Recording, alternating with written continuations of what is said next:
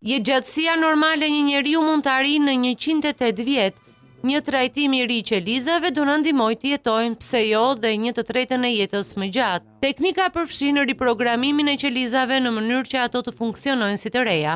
Deri më tani teknika është testuar në qelizat e lëkurës të fëmijëve, por studiuesit thonë se do të duhen dhe 10 vjet derisa ajo të testohet tek njerëzit. Procesi përfshin marrjen e qelizave të lëkurës duke bërë që ato pjesërisht të kthehen ashtu siç ishin në embrion.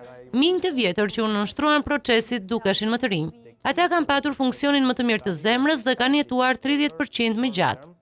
Juan Belmonte, autori i studimit, tha se studimi i tyre tregon se plagja nuk mund të vazhdojë në një drejtim të vetëm dhe ajo mund të ndryshojë. Ndërsa studiuesi tjetër u shpreh se riprogramimi qelizor i bën qelizat të duken më të reja, por pyetja që vjen pas kësaj është nëse ato mund të aplikojnë këtë proces përsëritje në një kafshë të gjallë. Konvertimi i një numri të madh të qelizave në trup në qelizat burimore mund të çojë në dështimin e organeve ose në vdekje, thanë autorët.